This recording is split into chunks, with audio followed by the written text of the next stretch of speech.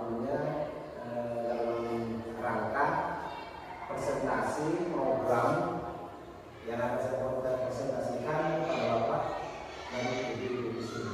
Jadi untuk program, judul program nanti yang akan saya laksanakan di sekolah kita itu berjudul bahagia serta bugar dengan permainan tradisional. Jadi sasarannya ini adalah siswa yang akan dilibatkan dalam kegiatan program ini. Nah, kemudian kita lanjut di sini latar belakang. Jadi latar belakang penyusunan program ini perlu ibu bapak ketahui bahwa ketika menyusun judul program ini memang agak rumit, agak sulit karena menentukan, menimbang dan mengingat banyak hal. Jadi setelah diskusi dengan teman-teman, maka terwujudlah judul program tadi yang telah saya paparkan untuk judul programnya.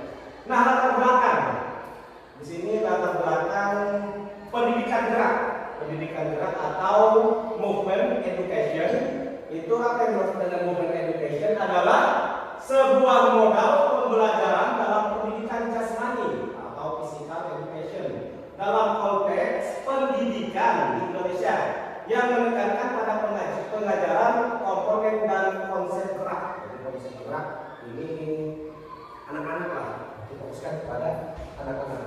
Nah, setelah latar belakang yang pertama, jadi ada dua latar belakang yang kedua, yaitu bila dihubungkan dengan materi isu sosial, adil gender, ini maksudnya kesetaraan gender, ini lebih ke perempuan dan laki-laki. Karena perempuan dan laki-laki itu otomatis sangat berbeda, apalagi kalau dari menyangkut kekuatan maupun keterampilan serta bakat antara anak laki-laki dan perempuan itu sangat berbeda. Adil gender dalam PJOK di mana tidak ada perbedaan antara laki-laki dan perempuan pada program bakar pedal. Nah, yang dimaksudnya bakar pedal ini adalah pembakaran lemak. Jadi dengan kegiatan yang disebutkan dengan judul yang telah saya paparkan pada awal tadi. Bakar pedal. Kemudian semua murid terlibat dalam aktivitas gerak. Jadi aktivitas gerak ini untuk mencapai kebugaran selain isu sosial, adil gender, dan PJOK juga ada beberapa konsep. PJOK itu menurut saya ada beberapa konsep yang mendasari latar belakang program kegiatan ini, yakni mengenai karakteristik murid. Ya, sebagaimana kita tahu bahwa murid itu mempunyai banyak karakteristik yang beraneka ragam. Nah, untuk pemahaman kebugaran serta pendidikan dan konsep gerak, di sini latar belakang ada 3. Kemudian yang selanjutnya yang melatar belakangi pemilihan judul ini adalah atau program tadi. Pada program ini menguatkan kepemimpinan murid. Jadi atau student agency. Jadi pada dasarnya nanti siswa yang mempunyai jiwa kepemimpinan itu akan terekspos, akan tergali dengan program yang akan saya jalankan ini. Nah, dengan memberikan ruang dan melibatkan murid dalam menyuarakan pendapat atau voice. Jadi nanti kegiatan tersebut akan membentuk murid untuk lebih kritis bersuara. Kemudian pilihan choice, nanti dia akan menentukan pilihan, dan kepemilikan ownership atau rasa memiliki sesuatu. Nah, memberdayakan murid saat program sekolah direncanakan. Jadi dasar 3 ini, jadi program sekolah itu terencana, dilaksanakan dan dievaluasi sehingga terwujud lingkungan yang menumbuhkan kepemimpinan murid. Oke, selanjutnya tujuan program. Dengan tujuan program ini yang lebih realisasi yang lebih mudah, itu tujuannya itu seperti apa? Oke, di sini saya presentasikan untuk tujuan program. Apa tujuan program dari bahagia dan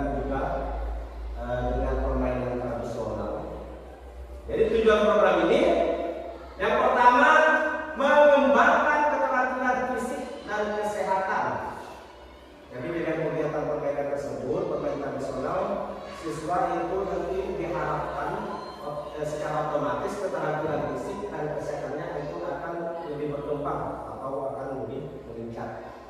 Kemudian visi dalam mengembangkan keterampilan fisik dan kesehatan ini menciptakan peserta didik yang sehat, bugar, dan aktif melalui kegiatan fisik yang menyenangkan dan beragam. Apa itu kegiatannya? Yaitu tadi permainan tradisional. Yang kedua, tujuan program mendorong partisipasi aktif dan kepemimpinan. Jadi dalam kegiatan nanti siswa yang paling dominan karena ini sebagai peran penting. Jadi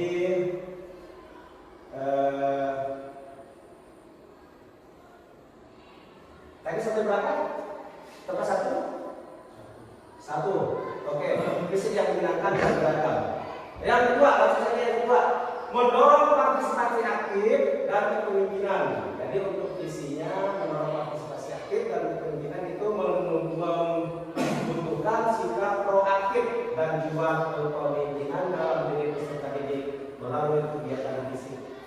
Lagi-lagi balik ke kegiatan program sebenarnya. Kemudian memfasilitasi pilihan dan kreativitas peserta didik. Ya, tugas kita itu bapak-bapak, kita memfasilitasi nanti siswa di sini sebagai partisipasi aktif dalam kegiatan ini. Ini kelancaran pada program ini. Kemudian visi mendorong kreativitas dan kemampuan peserta didik untuk membuat pilihannya sesuai dengan minat dan bakat mereka. Sebagaimana kita tahu bahwa minat dan bakat setiap anak itu berbeda. Oke, selanjutnya habis tujuan nanti capaian, langkah-langkah dan hasil diharapkan untuk tiap tujuan. Tujuan tadi sudah jelas ada 3 tujuan, kemudian capaiannya itu seperti apa dan langkah-langkah itu yang akan kita laksanakan sampai pada tiap tujuan tersebut.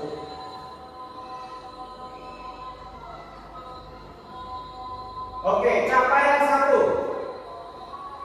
Peserta didik dapat melakukan berbagai jenis aktivitas baik dengan teknik yang benar dan memahami pentingnya kesehatan. Langkah-langkah dalam pelaksanaannya. Langkah-langkah yang pertama kita lakukan yaitu melakukan survei minat atau menggali minat peserta didik terkait jenis olahraga yang ingin diikuti. Terus yang kedua, yang selanjutnya merancang dan melaksanakan berbagai jenis olahraga berdasarkan hasil survei. Setelah melakukan survei, kita rancang nanti kegiatan jenis olahraga seperti apa. Kemudian itu semua berdasarkan survei yang telah kita lakukan. Kemudian mengadakan sesi pelatihan lebih dasar dan lanjutan untuk setiap jenis olahraga. Karena siswa berdasarkan minat dan bakatnya itu berbeda-beda, jadi nanti kita akan melanjutkan dengan setiap jenis olahraga. Apa hasil yang diharapkan? Oke, untuk hasil yang diharapkan untuk capaian 1 ini, peserta didik menunjukkan peningkatan keterampilan fisik dan pengetahuan pemahaman mengenai kesehatan. Saya lanjut ibu-ibu, bapak-bapak. Capaian 2. Nah, ada 3 capaian. Capaian 2, peserta didik dapat mengambil peran aktif dalam mengorganisasi dan memimpin kegiatan. Ini dalam langkah-langkahnya, yaitu pertama menunjukkan ketua tim atau kelompok untuk setiap jenis kegiatan. Nanti setiap jenis kegiatan akan ada ketua kelompoknya. Kemudian memberikan pelatihan kepemimpinan dan manajemen acara kepada peserta didik yang terpilih. Peserta terpilih nanti akan kita latih, setelah kita pendidikan akan kita beri bekal untuk mereka. Kemudian mengadakan kegiatan yang memerlukan koordinasi dan kerjasama. Nah, dalam hal ini nanti ini lebih ke dalam permainan. Permainan secara umum memerlukan koordinasi dan kerjasama.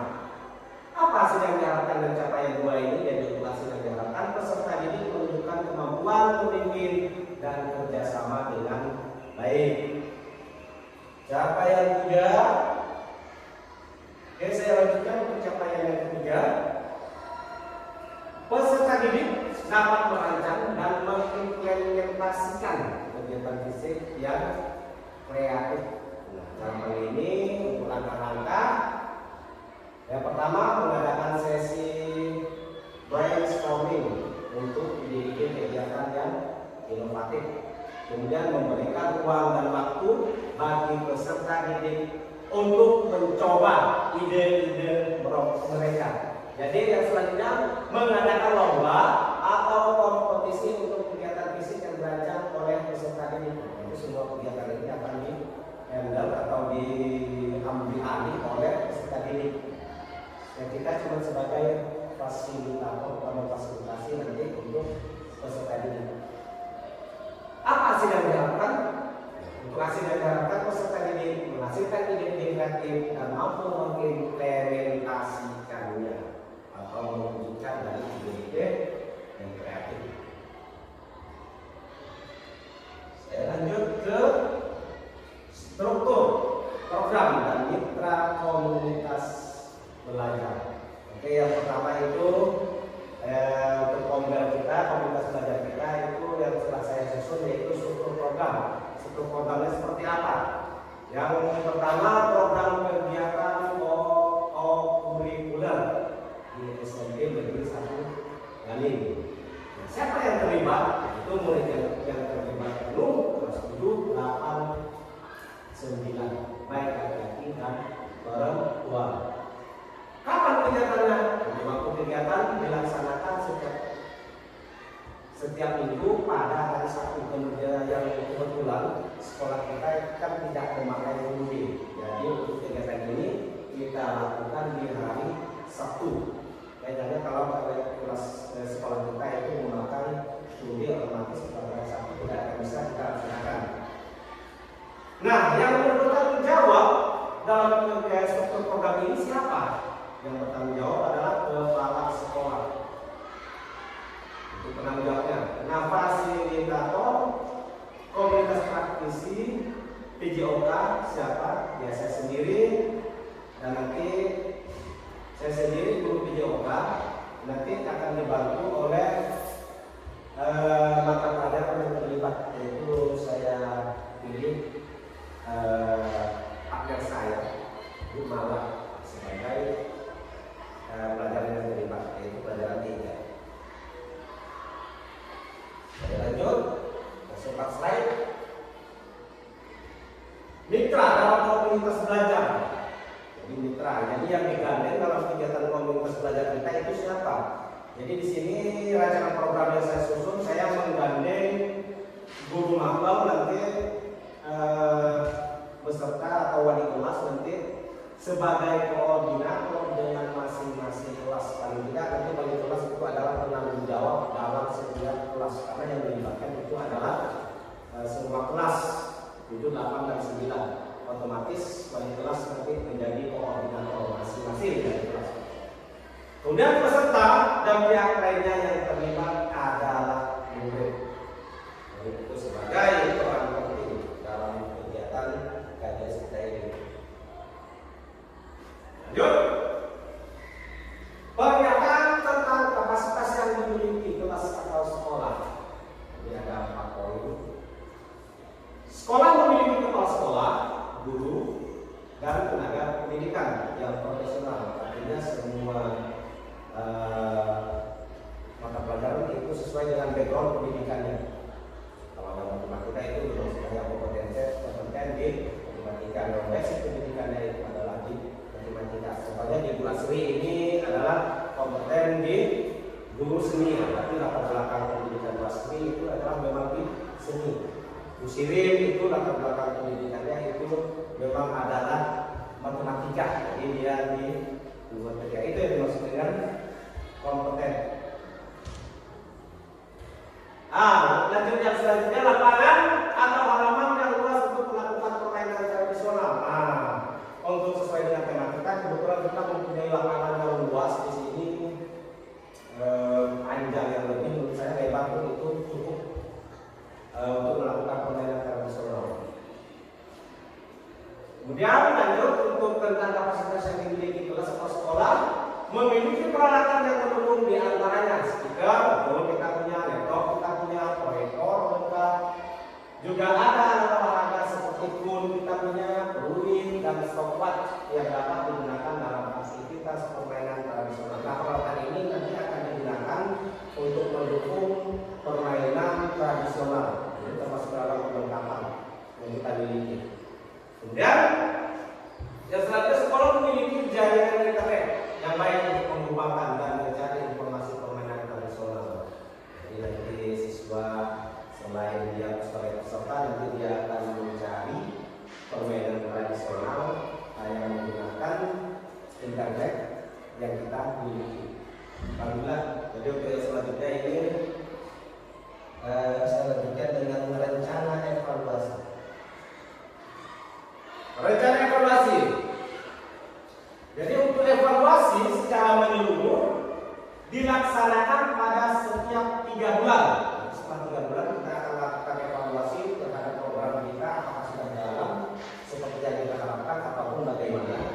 Nanti saya akan memantau bersama ibu-ibu dan bapak-bapak nanti serta perwakilan dari anggota OSIS.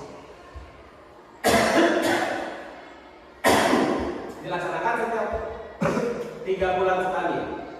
Berupa apa yang sudah baik dan apa yang harus ditingkatkan. Nanti akan menjadi PR di mana letak kekurangannya, di mana yang sudah baik, di mana yang kurang. Nanti akan kita perbaiki.